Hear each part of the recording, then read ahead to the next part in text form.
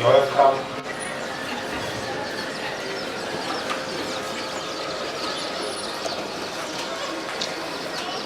Omulungi ali kwa wa media bambi nga wena bakwabaire nti tuli mu bitundu ebyedisiye mayuge era nga eno kooti y'amagye bambi yatemeera okuwuliza ensonga eda omujasi wa UPDF aba ku kiwayi ky'ejjeri ku mukulembeze w'eggwanga oba SFC ono yeekobaana n'ab'engandadde okuli baba we bajja balumba family eya omu ku booluganda Mudasi Buyinza Isaac bagikuba amasasi ate abantu abandi nga baana bafuna ebisago eby'amaanyi amasi gabakuba mu mutwe gabakuba mu bifuba gabakuba mu byenda amagulu era nga bano batwalibwa amadwaliro ag'endawulo kwotaire Iganga n'Emulago era nga bano bakajja amaiso n'okufuna obwidandabyo abandi bafuuka bulema ngenda balazaido nti abantu bali kujja maiso nga bawa obudulizi nga balaga nti omujasi wa UPDF ono private birivumbuka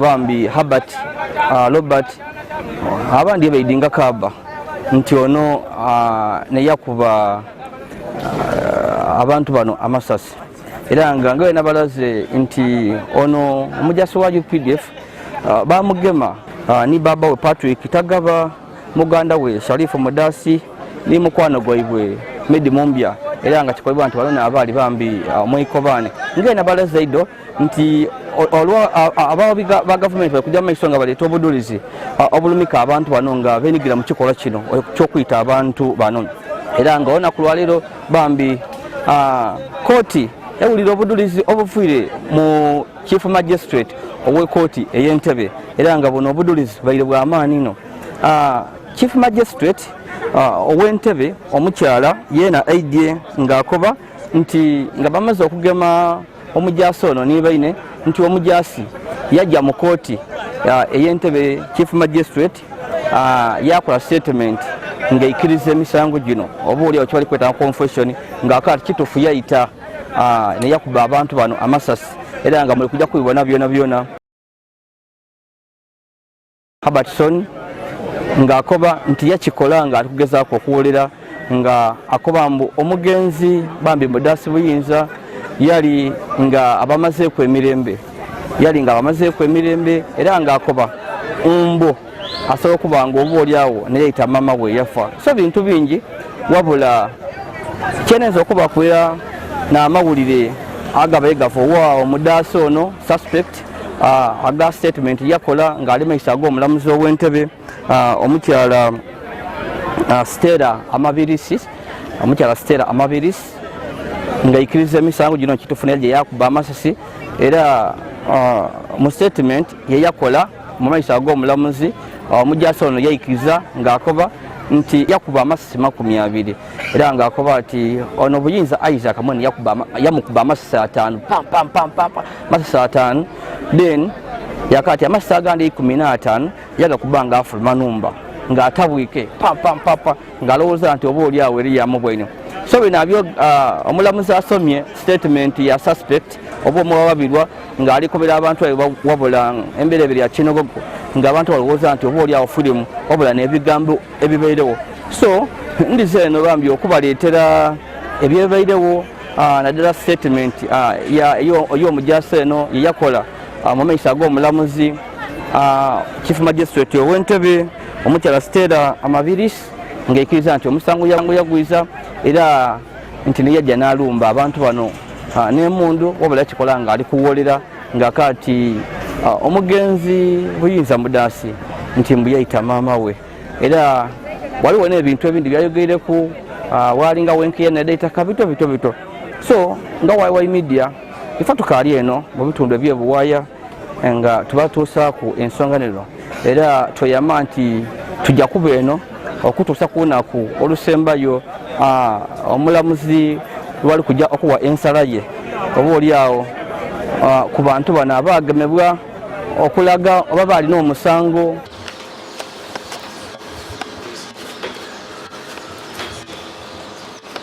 I, Stella Amabirisi, swear that the evidence I'm going to give touching the matter before this court shall be the truth, nothing else but the truth.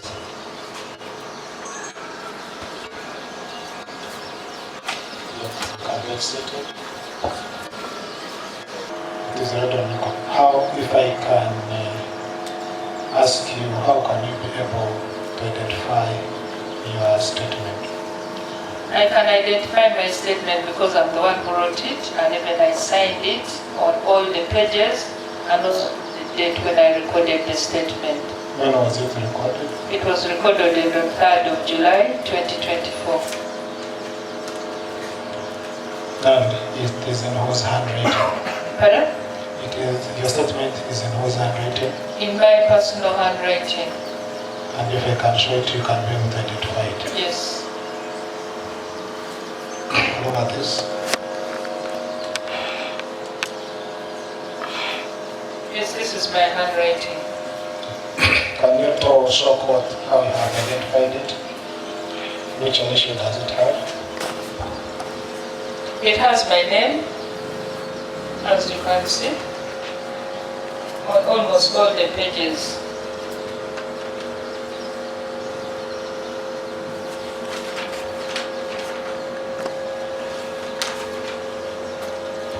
Is this one in black?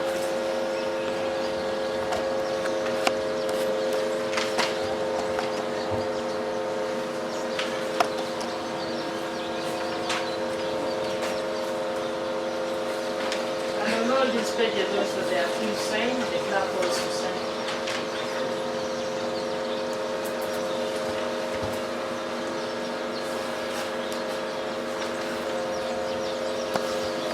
In all the pages, I signed, the clerk signed, and the accused also signed. That is A1. And they were all dated. So, the last page you can see, we all signed. Counsel, do you have an objection? You can rely on your statement at this time. You want me to read it verbatim? Court would wish, this is a military court martial. It would wish to I listen have to never testified in a military court martial. This is my first time, so I don't even have to address. You want me to go from page to You can go to the content of what I just told you. Okay, here is where on every count, as I had told you, my lord, in charge count 1, and it was read and explained to the accused in Lusoga, a language that he understands. Omuntu alegezako okubera omulamuzi ono nti eno ni statement gyawandiika nga titwala kumwabibwa era omusango gwasooka gwawandikibwa era gwamwino n'olulimi lwategeera olusoka kuba waliwo omusoka yamwinulanga buli kimu. So the caution that I was talking about is you need not say anything unless you wish, but whatever you say will be taken down in writing and may be given in evidence. Era okulabula kw'embeenikiza okuba kwe namulabula namukuba nti tukwetaaga kwogera kintu kyona okutoola ng'oyenda oba ng'oyigiriza era olina okutegeera nti kyoli kwogera kijja kuwandiikibwa era kiyinza okukozesebwa mu kooti olw'okukozesebwa. This was the same quote. I asked him, is it okay with you? Can we proceed with the statement? Era namubuuza nti oli ready era saawe oli ready byongere biwandiike. He said, I am ready, I've not been forced, but I've not been intimidated. Yakuba ati neetesitese ndi ready okutandika okola statement niiwe nga tikakiibwa era nga tikisiibwa. Then I told him, okay, this is now the time that we are going to make the statement, and then he informed us his name, which was really Mukuwolera Robert Hudson. Namukoba nti tutandike era yatandika n'amayina ge yakoba nti ebiri Mukuwolera Robertson. Robert Robertson. Robert Robertson. He's 28 years of age. Nga myaka 28. He's a resident of Ruhengeri, Chiyohura district. Era mukyambe wa Ruhengeri mu Chiyohura district. That he's a UPDF officer attached to SFC. Nti musirikale wa UPDF era nga akolera wansi w'ekibiina kya SFC. Then he told me that in regard to the first count, yamukoba nti ebikugema ku musango ogusooka.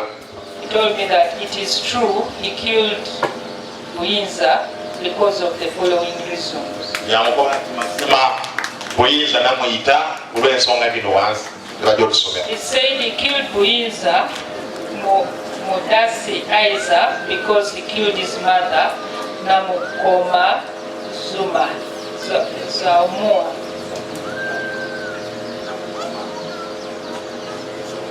Yamukoba ati Buyinza namuyita olw'ensonga esooka yeeyita maama wange gwe beeta Namukoma Zauma. That the deceased attempted 2 times to kill my mother. Era omugenzi yagezaako emirundi ebiri okwenda okuyita maama wange. That the first time he found my mother on the road and attempted to strangle her. Era omuntu okusooka yayagala maama wange ku luguudo ng'atambula yagezaako okumutuka. That the second time he bought poison and poured it in a drum. Era omuntu ogwokubiri yakula obutwa yabuyiwa mu drum. That the third time, whenever he would get his leave, he would stay home for a few days. The deceased brings police officers to arrest him. Nti era we yali ng'afunanga ekibali oba ekipala ky'ekimiggizo okuva gy'akolerero enjere okwira ku mukyalo ng'abawo enaku ntono leti ng'omugenzi aleeta poliisi ng'emugema. That when he had returned from Congo to bury his mother, the deceased Buyinza brought police officers to arrest him. Era akoba ati we yali nga yakava e Congo yali aleekolera mu kaseera ako ng'ayise kusika maama we omugenzi Buyinza Mudasa Isaac yaleeta abasirikale abapoliisi bagema birivu mu kalokati. That one day the deceased Buyinza was talking to his father at a bar. Era nti olunaku lulala yali Buyinza yali alikuogana ne papa we mu bbaala. Buyinza had a friend who stays near the bar. Era Buyinza yali mukwano gwe yali aba okumpi n'ebbaala nga waabwe. That Buyinza told his friend to say his father had defiled the child. Era Buyinza yagoba mukwano gwoyo nti nkwenda okwoyo oba oyogere ku poliisi nti baaba wa Robert Birivumbuka yagezaako okusobya ku mwana wange. That when police made investigations, nti era poliisi bwe yakola okunoonyereza they found out that it was not true. era baayagana nga tekyali kituufu. That the friend who gave the false allegations ran away with the child. They refused to go to court to testify. Era oyo mukwano gwa Buyinza ayali amaze okuleeta ebintu ebyobulimba yalomuka ne muwala we baajja baatya n'okuyita mu kooti okuwa obujulizi. That when he followed the issues, he was forced to he sold the land he had bought and he got 4 million shillings. Era we yagoberera ensonga edo on Robert yali atunda ettaka lye bali bamuwe yali akuze yafuna $4 million. That the year his father was arrested was the year he joined the army. Era papa wo omwaka gwe bamugemeraku n'ogw'omwaka gwe yingirira mu amagi. And that was in 2019. Mu 2019. That after selling the land, he went to Iganga and found a policeman who told him to get 4 million shillings. Then he started to move with him to different offices. Era we yamala ofuna $1.9 yajja Iganga y'omusirikale yali amukubira na ssente edo yamutambuza mu ofiisi ed'endawulo. So that he could be helped in the release of his father, Tagaba Patrick. Era ng'agezaako okwenda okufuna obuyambi oba nga nkwati awo kutasobola okuyamba tolebabawo Tagaba Patrick. That I was told that the late Buyinza had put in so much money so that my father is in prison. Awo nedda n'ategeera banakizuula nti omugenzi Buyinza ono yali ateeremu ssente nnyingi okukola nti papa wange asibwe mu ikomera. I gave 4 million shillings to the prison warder so that my father can be released. Nabedde $4 No, so that my father is sentenced to 6 months. Nabedde $4 n'awa abasirikale ab'amakomera okuboneka nti baba wange bamusala ekibonerezo kya myezi 6 gyokka. Before my father completed the sentence of 6 months, the late Buyinza came back where my father used to take alcohol. To where my father used to take alcohol, and he came with petrol and a matchbox, and he lit fire. Era nti papa wange yali alina kumala ekibonerezo kino mu ikomera. Omugenzi Buyinza yagema akadomola k'amafuta ga petrol n'akabiriiti yeeyita mu kifuba gwe yatanga okumira omwenge yagezaako okukoleeza omuliro. The late and his friend went to police and reported me that I'm the one who lit the fire. Era omugenzi w'eyinza oyo ne mukwano gwe bwe bajja ku poliisi baako baatiniza enkoleeza omuliro ogwo. I have done it as a revenge since my father was in prison.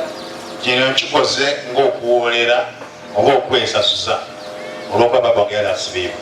He wanted my father and I to be in prison. Kuba omugenzi ayenda ino nze ne baba wange tuve mu ikomera.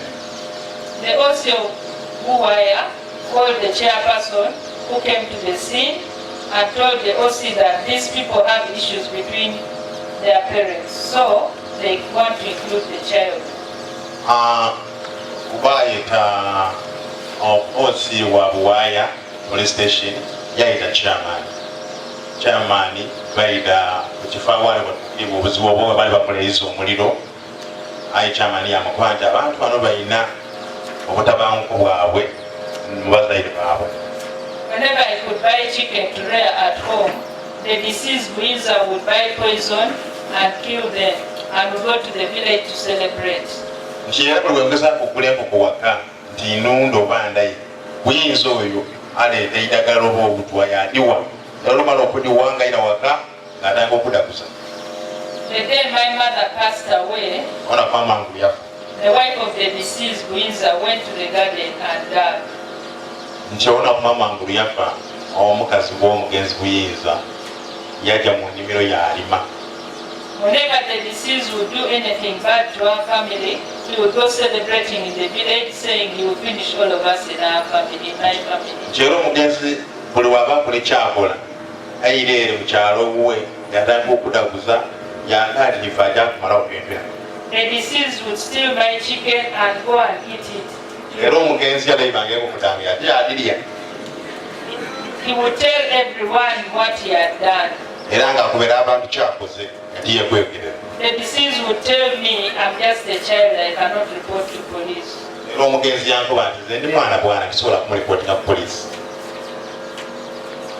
Whenever I go to police to report, Lwajja ku poliisi olipooti. I'll be chased away because Buiza had friends there.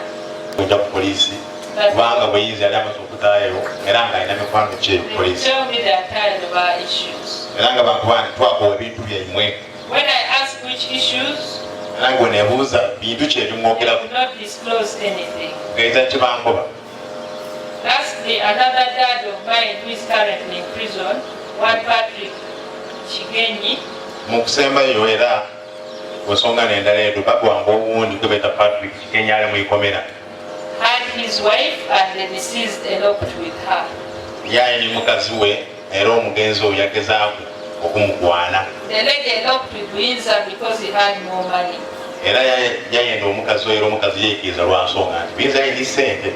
Buiza conspired with the woman whom he eloped with and they opened up charges of defilement against my father who is currently in prison.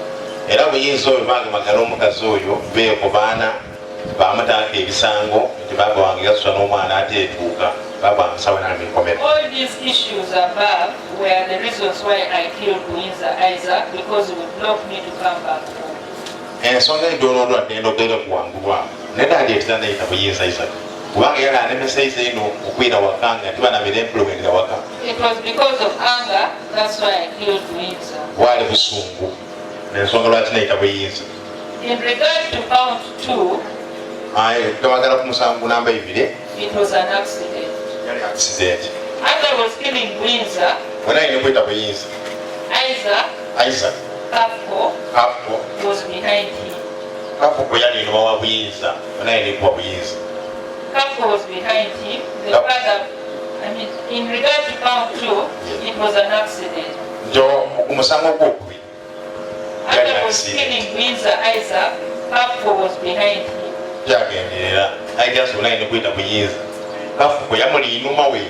The father, Buiza Isaac, was seated in front of the door and the child was behind him. Kyera musayi wange oyo Buiza Isaac yali atembe mu mulyango emberi nga muwala we Kafuko amuli inuma. I shot Buiza with a gun. N'akuba Buiza n'ekisasi. In regard to count 3, it was also an accident. She was behind the late Windsor who was seated in front.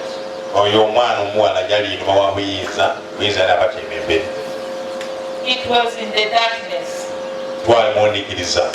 The father led Windsor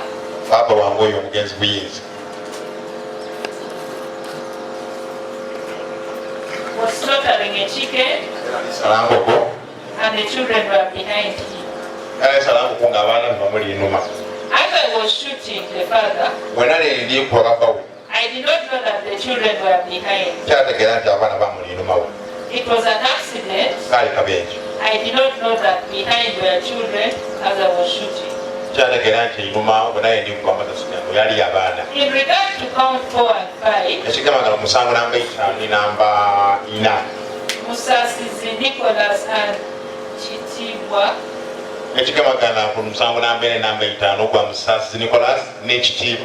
were in the house. I fired 5 bullets at close range. The children were near. As I target the late Windsor, he would also go and hit the children. In regard to count 6, the victim were near the father in darkness. The fragments of the bullet also hit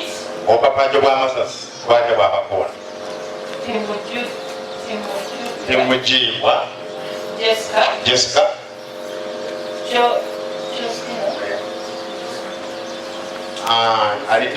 Jessica, Yolisigira, Harriet, Wagala, Helen, Wagala Morini, Nicha Wade, Violet. Now, Papa Jobamas were back. My intention was to kill Windsor Isaac. The bullets also accidentally killed the 3 children in count 2, 3, and 4. Amasasi, Mokabenjako, Gatimam Abana Basatu, Musango Nambandala, Musango the victims in count 6, 7, 8, and 9. Era Kosabano, Bakawanao, Musango Nambanana, Namba and I did not see the children. It was an accident. The remaining 15 bullets, I fired them in the air as I was running away from the scene of crime. Whatever I did was revenge for whatever Windsor did to me and my father. I came to know that Windsor is the one who killed my mother that day when my late mother was lying on the door of our house.